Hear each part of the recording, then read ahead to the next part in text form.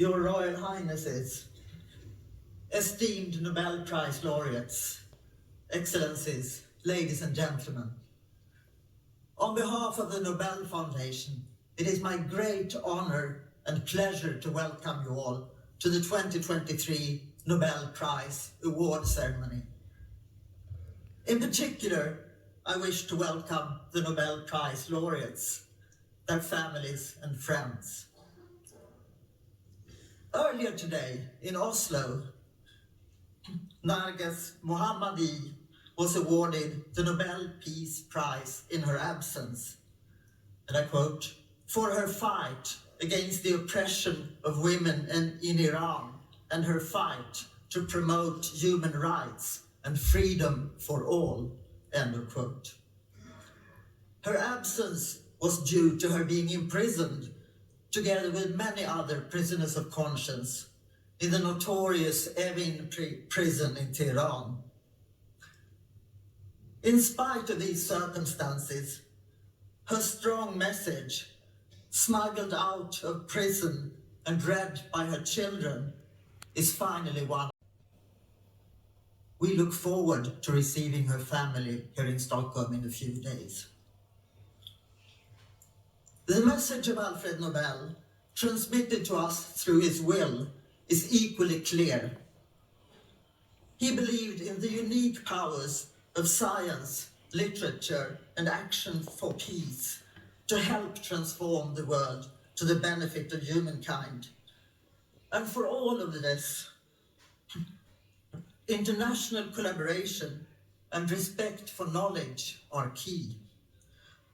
I'm convinced that this message is all the more important since it may seem untimely today, when the optimism of Nobel's time is being replaced by radical pessimism or even resignation, and when new interconnected crises challenge our understanding of our mission in academia, culture, and civil society.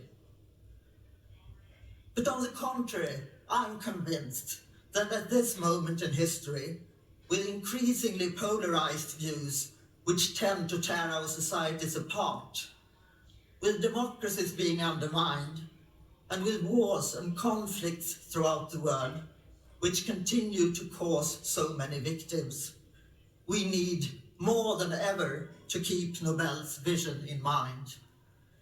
He believed in knowledge, enlightenment, and the pursuit of truth. The development of our world is not decided by destiny. It lies in our own power to decide on our future and on how to transmit our heritage to new generations. Our new capacities as humankind, both with digitization, which makes the world come closer than ever, and with artificial intelligence, which contains endless possibilities as well as risks, need to be addressed both scientifically and culturally. Through free fundamental research, science explores and expands the frontiers of human knowledge, laying the foundations for applications and development work, and thus also providing preparedness for unexpected and unpredictable future events in our world. The scientific breakthroughs awarded this year, the Physics Prize for experiments with light, which capture the shortest of moments, the Chemistry Prize for the discovery and synthesis of quantum dots, or the groundbreaking findings behind the prize in physiology or medicine that enabled the development of effective mRNA vaccines, and for the prize in economic sciences, research uncovering key drivers of gender differences in the labor market, all serve as powerful examples of the importance of forerunners who paved the way, as well as of the manifold phases of science. Together we see their strength. Last, but certainly not least, the prize in literature explores, through what I'm tempted to call fundamental research in literature, the boundaries of human existence by giving voice to the unsayable. The laureates being awarded tonight, each in a unique way, testify to the power of science and literature. They show us that individually and together, we have it within ourselves to change the world. Majesties, Your Royal Highnesses, esteemed Nobel Prize laureates, Your Excellencies, ladies and gentlemen. The world is big, so big, bigger than you ever can imagine. Those are the words of Zacharias Topelius, and they illustrate the fact that we are part of a vast universe, a universe that we are exploring. But the vast and the big is governed by the very small details. The small details that are beyond the capabilities of our 5 traditional senses of sight, smell, touch, taste, and hearing. These small details have great impact on our lives and offer intriguing possibilities for expanding our knowledge. They give us the power to design materials and methods for exploration, for future sustainability, and for promoting health. This applies to both length and time scale when we talk about the small details. This year's Nobel Prize in Physics is focused on small time scales, and to be precise, the attoseconds. A heartbeat lasts for 1,000, 1,000, 1,000, 1,000, 1,000, and 1,000 attoseconds. That is the same number of seconds since our universe was born. The attosecond is the scale of the world of the electrons, a world that we now can explore. Back in 1925, Werner Heisenberg argued that this world cannot be seen. But thanks to attosecond light pulses, this is starting to change. The challenge was an extremely short timescale. It took several decades to overcome this barrier. Attosecond science allows us to address fundamental questions, such as the timescale of the photoelectric effect, for which Albert Einstein received the Nobel Prize in Physics in 1921. With attosecond pulses, we can study how the distribution of electrons oscillates within molecules and materials.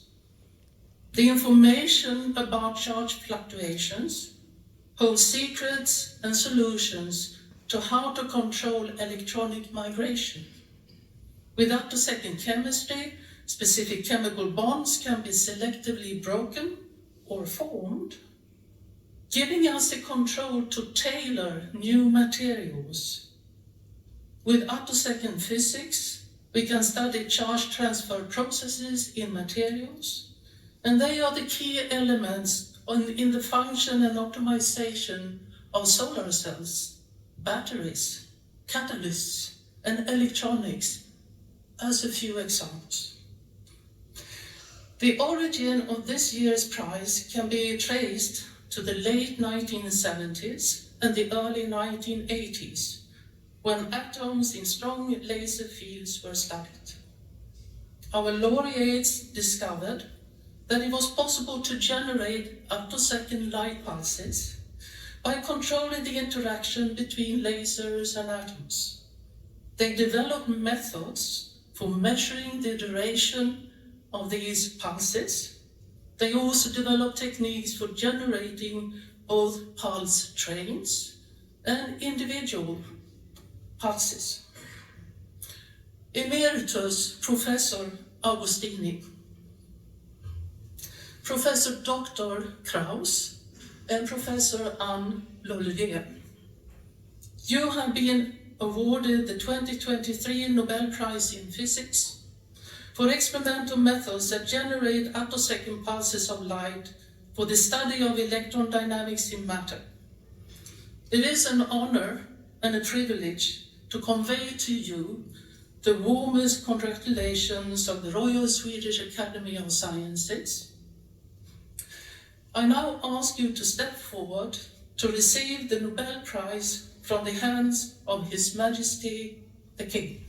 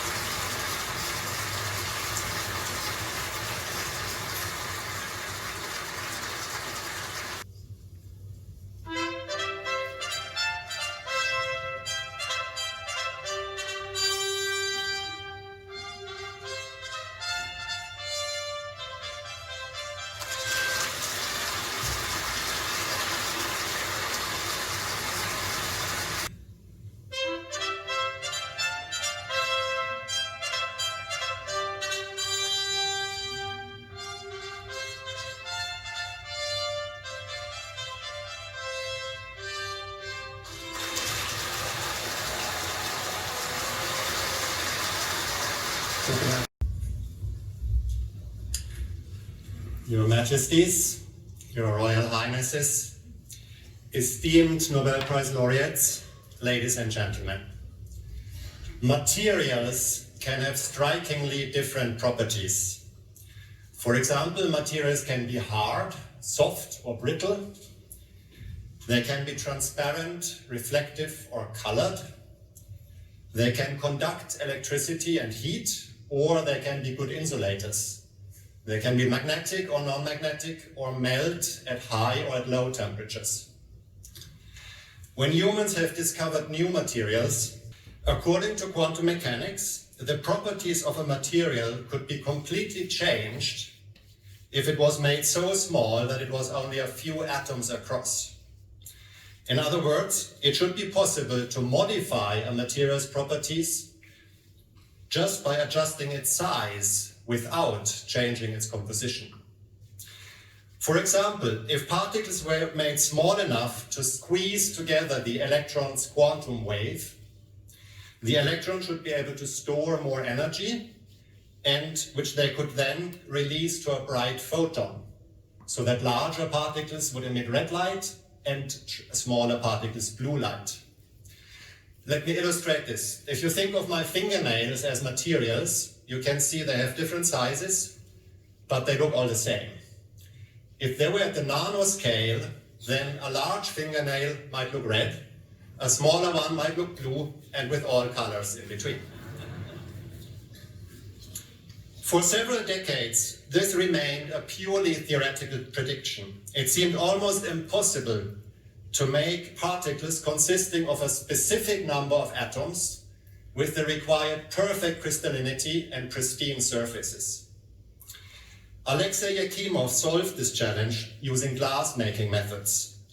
During the cooling process of molten glass, he managed to create copper chloride crystals whose color varied with size, precisely as predicted by quantum mechanics.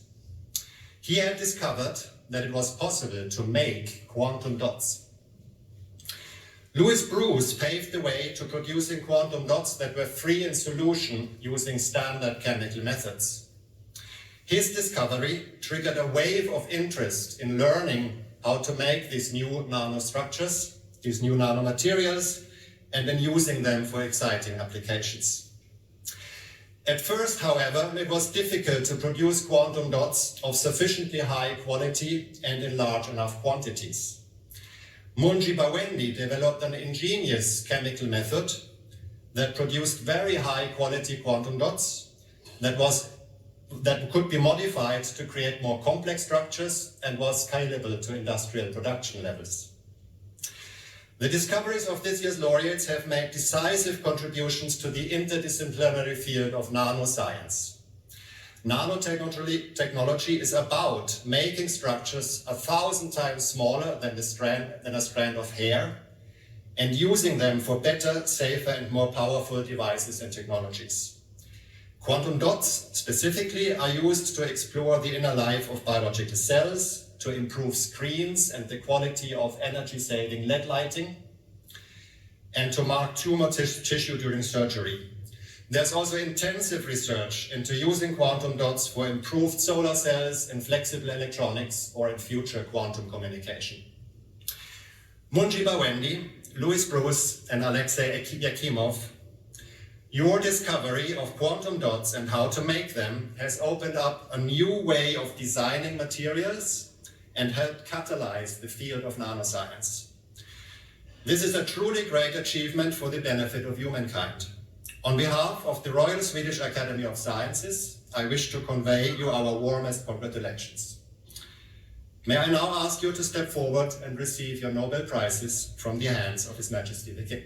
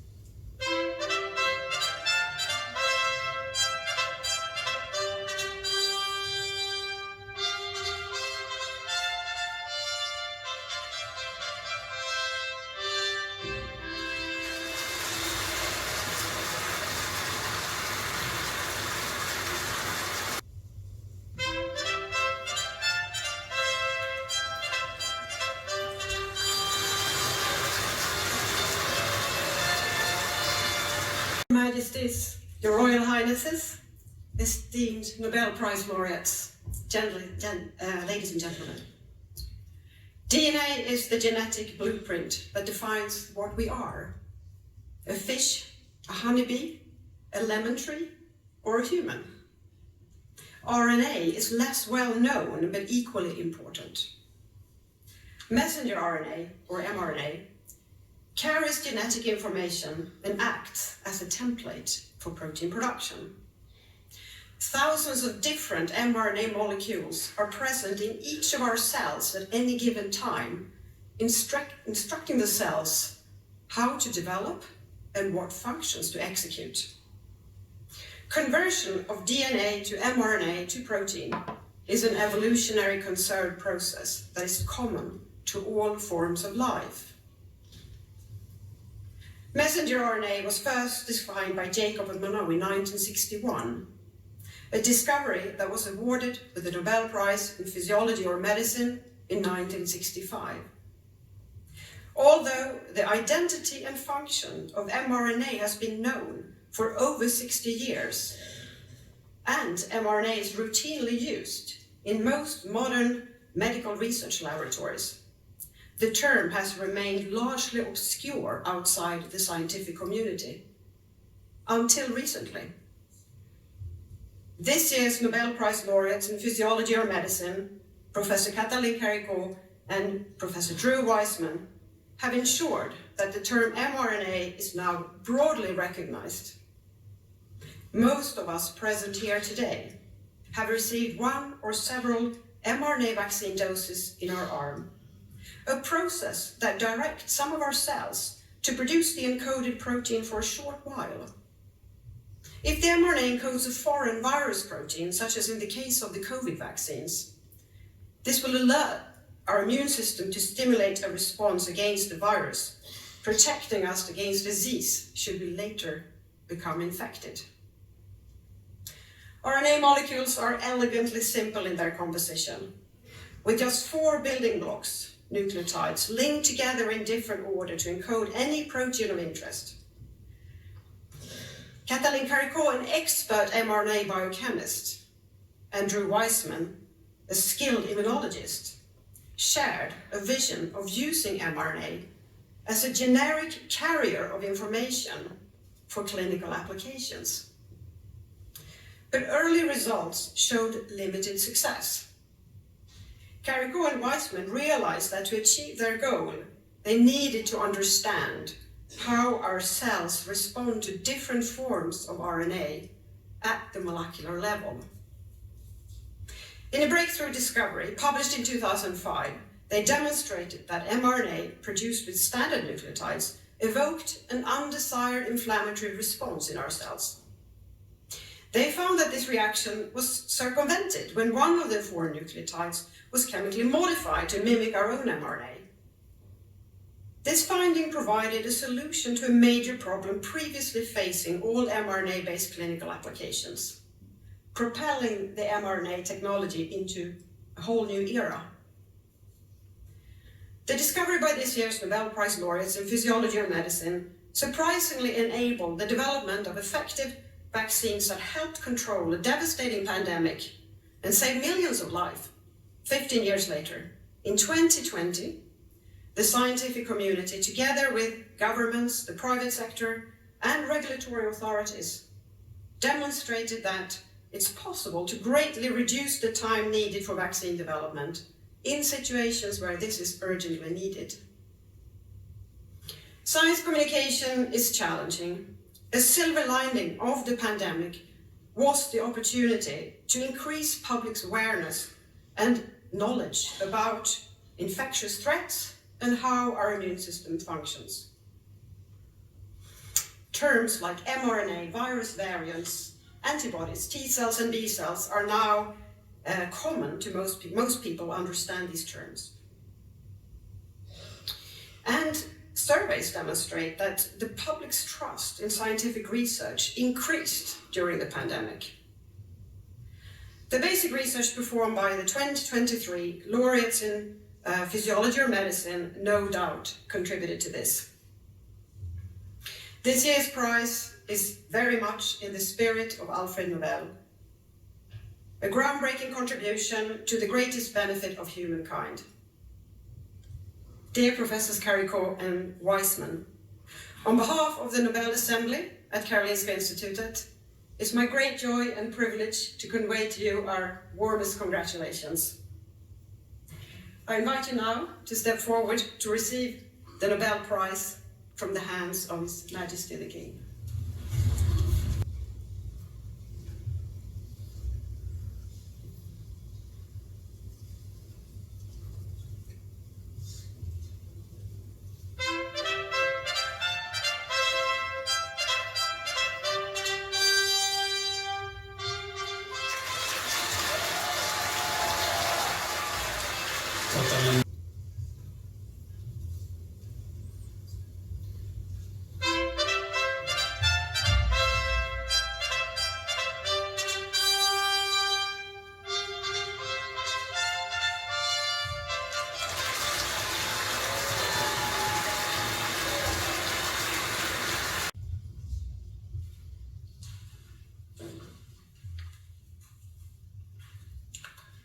Eders majestäter, ärade pristagare, mina damer och herrar.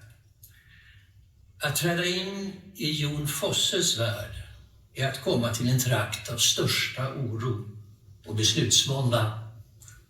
Hans rika författarskap kretsar kring den enskilda människans vilsenhet och svårigheter att finna en väg i livet. Vare sig han skriver prosa, dramatik eller lyrik närmar han sig ett osäkert tillstånd som kan öppna en förbindelse med det gudomliga. Här räcker inte de gängse orden till. Men det sällsamma med Fosse är att han lyckas, som prismotiveringen lyder, att ge röst åt det osägbara.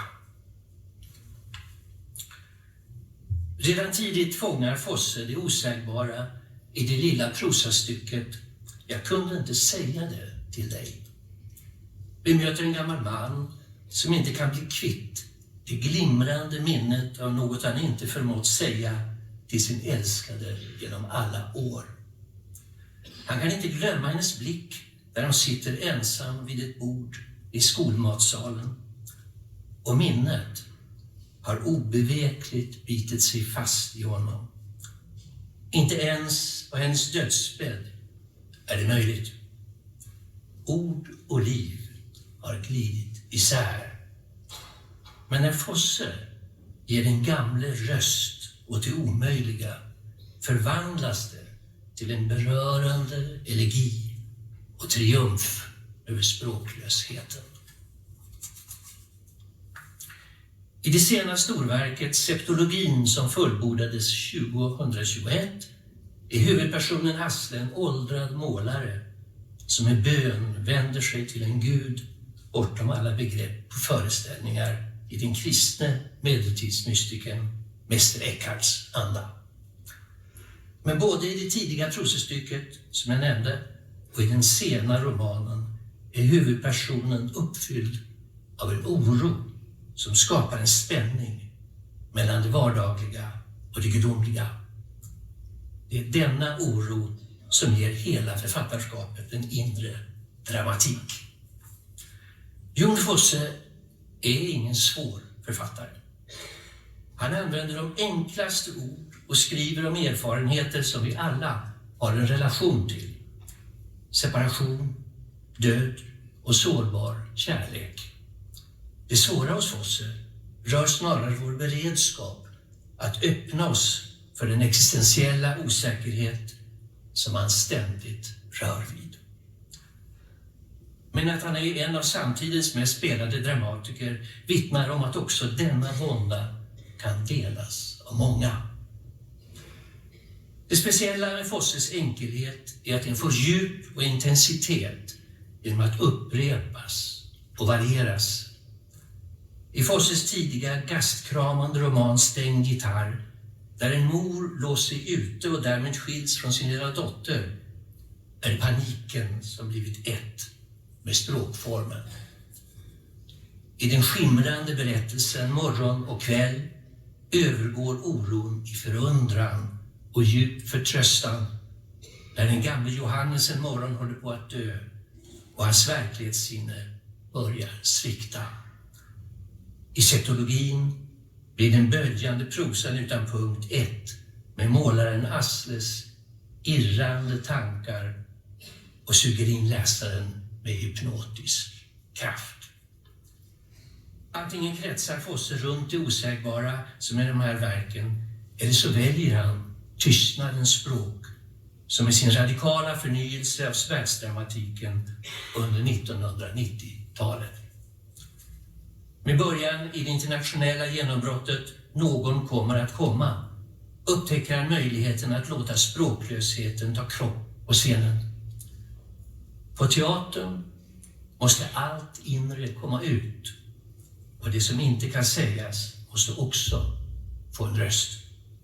Och det sker i en lång rad emotionellt laddade pjäser som Namnet, Dröm om hösten eller Dödsvariationer. Där vidgas också tiden där de döda tar plats i scenrummet. Jon Fosse är den första Nobelpristagaren i litteratur som skriver på nynorska. Och precis som sin stora norske föregångare Terje Vesaas förenar han en stark lokal anknytning med en tro på samtidslitteraturens möjligheter. Han skyr den slutgiltiga formuleringen, vilket gör det nästan omöjligt att citera honom. Han är på så sätt ambivalensens och det oavgjordas mästare. I hans värld vibrerar osäkerheten av ett hemligt ljus. Käre Jon Fosse, tillåt mig att framföra den Svenska Akademins varma gratulationer och be stiga fram och motta Nobelpriset i litteratur ur Hans Majestät Konungens hand.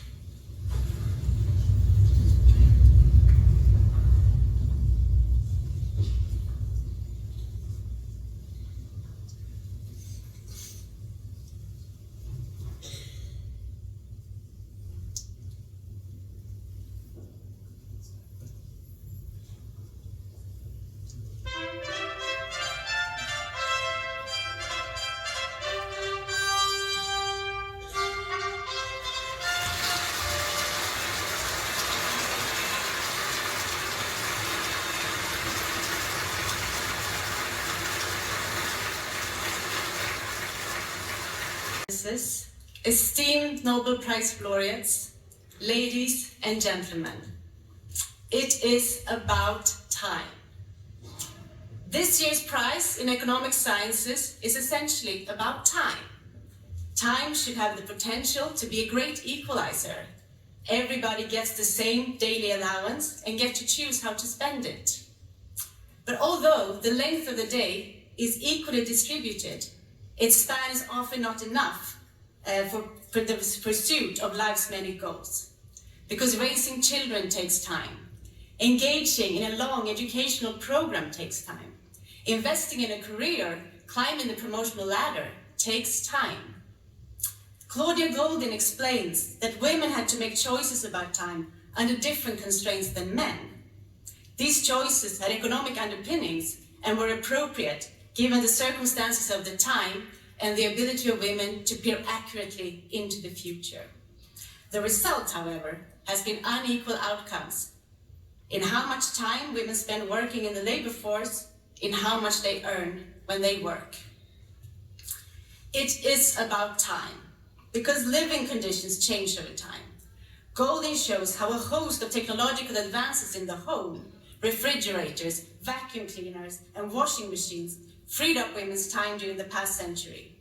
She explains how the emergence of birth pill controls in the 1960s improved women's ability to plan career and family. As a result, the rate of women entering the labor market tripled in many countries, undeniably one of the largest economic and social changes of modern times. But can we expect that the mere passage of time will do the trick? Claudia Goldin tells us that historically this has not been the case. She digs deeply into the archives and reveals the various types of work carried out by female professionals who were not listed with occupations in historical censuses. But they were butchers, bakers, seamstresses, shoemakers, pewterers, coopers, pewters, tinplate workers, glass engravers, and ironmongers, just to mention a few. Despite being absent from official records, these women carried out their work. With industrialization, these professions became rarer among women, and during 200 years of American history, female labor market participation decreased before it increased. Time served as a divider before it became an equalizer. It is about time, because change takes time. Goldin's work teaches us that history progresses slowly as each generation achieves its own form of success, then passes the baton to the next. On a wintry day in Chicago in 1971, a baton was surely passed. A young woman dressed in high boots and a fashionably short coat that barely covered her miniskirt observed a gray-haired woman, a retired professor, walking to the computer center carrying a large box of punch cards. The two women were separated by more than their age and by more than their fashion sense, but they occupied the same moment in time. What the young woman learned from the older one was that women could have the same commitment to research as male professors. She saw a vision of the possible and felt the desire to achieve what was lacking. In her book, Career and Family, Goldin recalls this moment as an apparition, a reminder of the past and a vision of the future at the same time. Today, a wintry day in Stockholm will forever be another historical moment. Professor Claudia Goldin, it is about time that the world learns the long work history of half its population. Your research has radically changed what we know about women in the labor market and how we understand what we know. Today, we celebrate your path-breaking academic achievements. They are more than a baton to be passed. They are giant shoulders for which coming generations will be able to see very far. It is an honor and a privilege to convey to you, on behalf of the Royal Swedish Academy of Sciences, our warmest congratulations. May I now please ask you to step forward and receive your prize from Her Majesty the King.